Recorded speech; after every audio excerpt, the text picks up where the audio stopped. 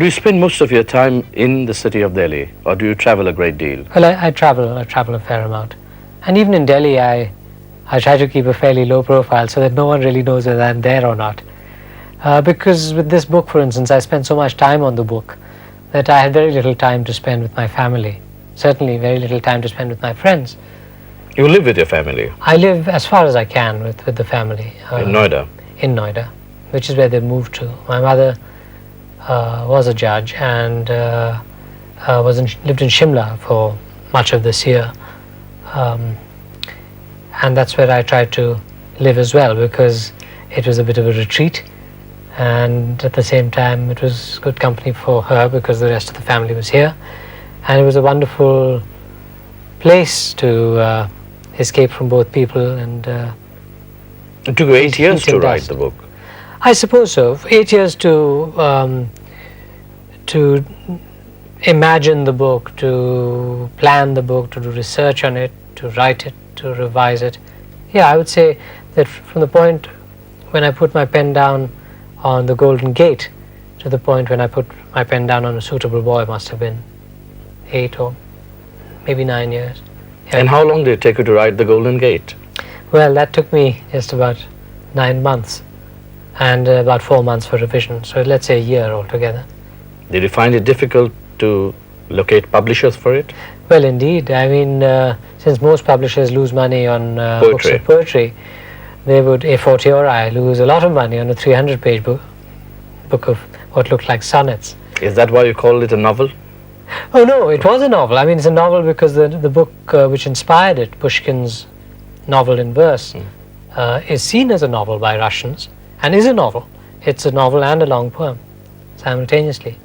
That's why I'm very chary of categories. I really don't like my work to be categorized or classified, or for that matter, me as a writer. Well, The Golden Gate was at one stage being staged.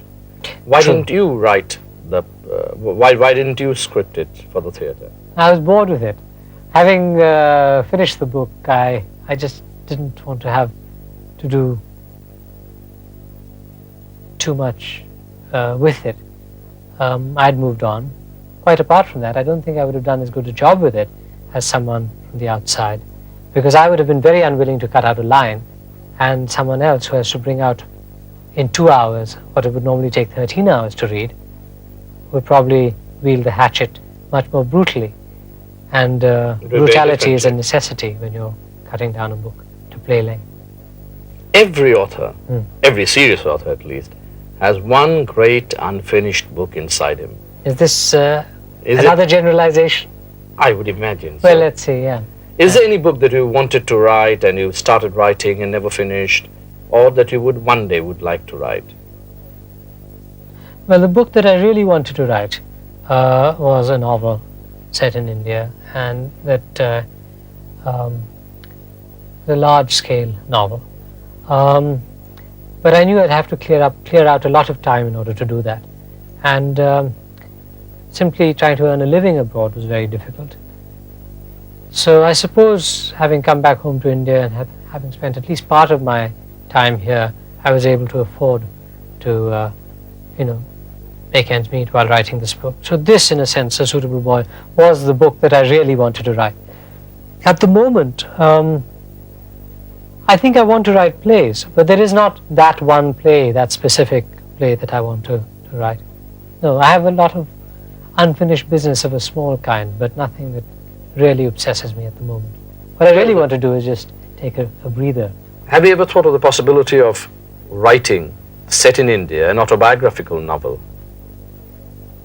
Well, people would say there's a bit of autobiography in this, but I won't necessarily subscribe to that. But there is, in a book of this length, as I say, a lot of myself goes into it, bound to happen.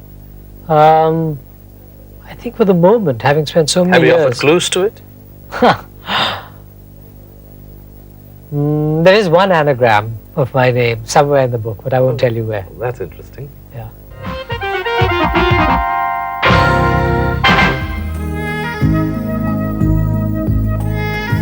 A Suitable Boy, the golden novel that has propelled Vikram Seth into instant stardom, is set in the early 50s and centers around the lives and fortunes of 4 families. Cast against this is the story of those traumatic post-partition days, the rift in the Congress party, those terrible Hindu-Muslim riots, the abolition of zamindari, and a nation's struggle to discover itself through ordeal by fire.